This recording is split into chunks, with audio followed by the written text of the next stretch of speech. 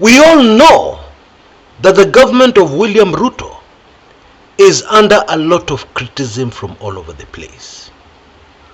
And so the mystery has to be, why, out of all the articles written about what is going wrong with Kenya, what is going wrong with the Ruto administration, why should the government be so touchy, so interested in a feature carried by the BBC, the British Broadcasting Corporation? Why? What was so special in this case that the government had to stick out its neck? And of course the results were hilarious. The response by the government spokesman on the factual article carried by the BBC, I am afraid I can't find another English word other than hilarious. And I'm going to explain why in a minute. You know, this BBC manenos evokes memories amongst older Kenyans of the Moi days.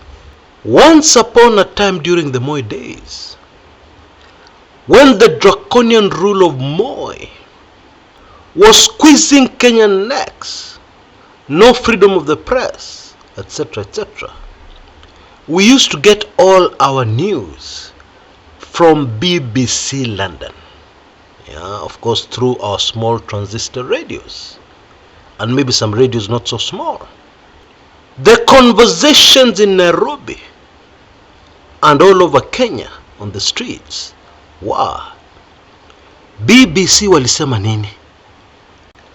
They had a huge audience in Kenya, because you could be sure whatever the local press would not dare say, not even the courageous Daily Nation in those days, whatever they could not say, the BBC was going to tell us. Oh, how history keeps on repeating itself. So, let us start with the questions. Why is the government so super sensitive, especially now, over a small piece from the BBC? Why? Could it be linked to what the media is now very loudly telling Kenyans? The Uhuru Kenyatta political comeback, where he's getting more and more active politically, although we spoke about that on this channel months ago. Or could it be the controversial, widely circulated on social media sermon by Reverend Canon Sami Wainaina at the All Saints Cathedral, Nairobi, last Sunday? Could that be the issue? Is that what is causing the government to be so super sensitive? By the way, the Reverend's sermon at All Saints Cathedral was spot on. Some of the facts he presented and the way he presented them, maybe the Reverend Mr. Calling in journalism, yani alipanga kila kitu vizuri. It was a beautiful sermon, and even more important, ukweli mtupu. And again, older Kenyans will remember that in the hardest days of the Moi dictatorial leadership, one of the few places where we could listen to the truth was in churches. Indeed, many church leaders played a very important role in the second liberation. History repeating itself. And you know, when history starts repeating itself like this, you know in your knowing that it is going to end the same way, more or less, it ended the last time. For avoidance of doubt about what I'm saying, Ruto will go home. Okay? And you can take that to the bank. And that should be obvious. If Moi went home, and Moi was very smart, Moi was a giraffe who could see far ahead. Moi was a wise old man, even though he was a dictator, who understood many things. But he still went home. So if Moi went home, Ruto, allow me to leave it at that.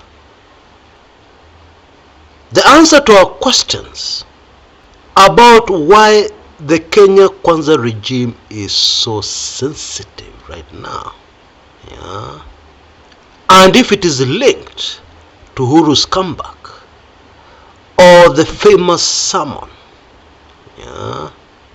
the answer to that question is not really. Because you see, there are so many things unfolding in the country called Kenya now. And all those things are screaming, this government will not get to 2027. Ruto is a good actor. He has never lost an opportunity to tell us, to suggest, to insinuate that he is fully in control and that the government is fully in control. And most Kenyans just listen without analyzing, without processing the information, to gauge whether it's true or not. It is not true. And the evidence is screaming at us. Ruto is so busy putting out fires here and there and there. Some Kenyans are even jokingly saying he is forced to flee the country regularly. Talking about his constant, record-breaking for head of state trips out of the country. And although it is a joke, it may not be very far from the truth. Because when a kitchen gets very hot, the cook may want to step out and get some fresh air on a regular basis before they come back to continue dealing with the hot kitchen. There are many things happening in Kenya, that is very true.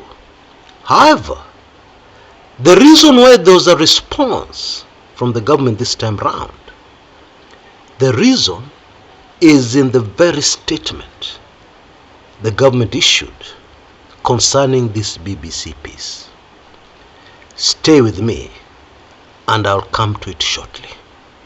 Or even it is possible that you'll see it very early before I actually speak about it. Now, please allow me to take this opportunity to thank all of you very warmly for the response you have had, despite these very difficult times, to the tradition we have in Kumekucha of boosting the channel by gifting me. I believe you can see details on your screens right now. This exercise is almost coming to an end because there are very few days left before Christmas. There are very few days left before the end of the year. So the time left for you to take action, to participate, is not very long. Asanteni sana for your support in this noble cause for a better Kenya. Asanteni sana. Mbarikiwe. Right. Government spokesman Isaac Mwaura's response to the BBC piece, in my opinion, should never have seen the light of day. Why? Because it is very embarrassing to the government.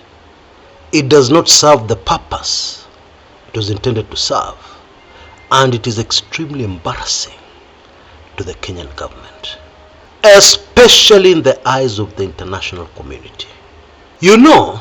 Any government has to be super careful to retain its credibility. A government can lose many things, but the minute it starts toying around with its credibility, then that government is finished. It is just a matter of time. And I'll tell you something. If it was me issuing this statement, and of course I would never ever issue such a statement. I would never ever end up in such a job with such a regime. But I'm just speaking hypothetically. If it was me issuing this statement, I would put point number 1, because I've been forced to put the points, assuming that. I would put point number 1 right at the end. Because when you start with a point like this one, and obviously it's not truthful, a grade 2 kid in Kenya today can tell you, no, this is not true. Then you know, hapa mambo yameharibika. Point number 1, Ruto is very popular. And his political coalition remains the most popular in the country. What? Now, human nature and human emotions tells you immediately. Most people will see that before they even see that actually a reference is made to a recent poll by Tifa. Now, most Kenyans know the history of polls in our country, sponsored by shadowy, hidden characters, which is against our very laws. Because our laws say every poll should clearly indicate who sponsored it. But then, of course, this cannot be revealed, because hiyo kitu ya sponsors, the people who paid for that poll, is where the whole meat of the story is. In the run-up to the 2007 presidential elections, a man called Kalonzo Musyoka sponsored a few polls, which predictably told us he was very popular countrywide. Indeed, at one point they told us he was the most popular politician in the country. So, scientific polls in Kenya,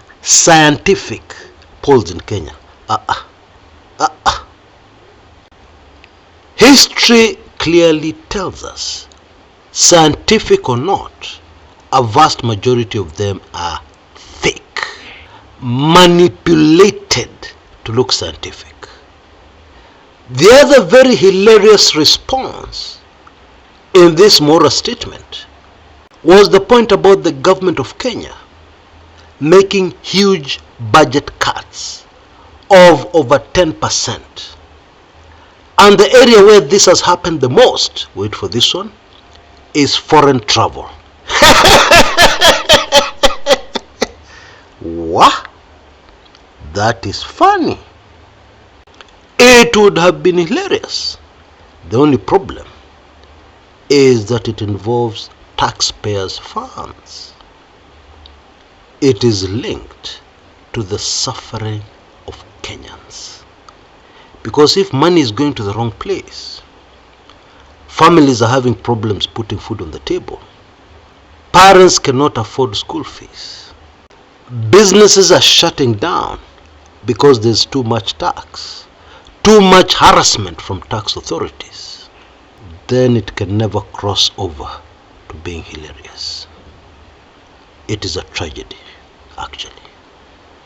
But the big clue in this statement, which gives us a very good idea of where the sensitivity and panic, if you like, is coming from, is the mention of the pet topics of the powerful in the world. Climate change, clean and sustainable energy. Let me cut the kizungu mingi. You see, support from the powerful is extremely important to this regime, and for a very obvious reason. Many believe that those powerful people played a key role in making Ruto president.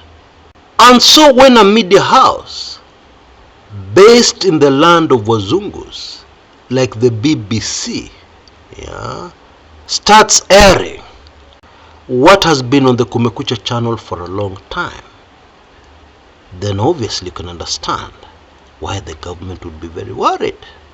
Because the first question would be, is this the thinking of our sponsors?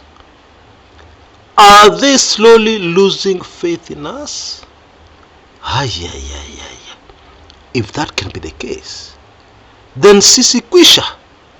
Folks, that very neatly explains it, in my opinion. And I know that is a burning question amongst many of us. So let us tackle it head on. The truth is, the sponsors are getting very upset, very annoyed at the many blunders of this government, which is making it look bad. It's an embarrassment.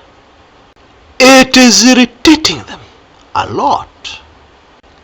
And I have reason to believe that these sentiments have already been communicated to those concerned.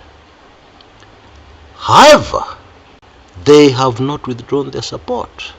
They can't afford to. They have no viable options for what they want to do and the objectives in Kenya. They have no choice. And so human nature tells us, when somebody is cornered, they can start to get very irritated. They can complain a lot because they know they can do nothing. Or perhaps they can do very little. That is the reality. But meanwhile, the pressure continues to mount. And indeed, this statement has added fuel to the fire. That is really what it has done. Until next time, this is Chris Kumekucha.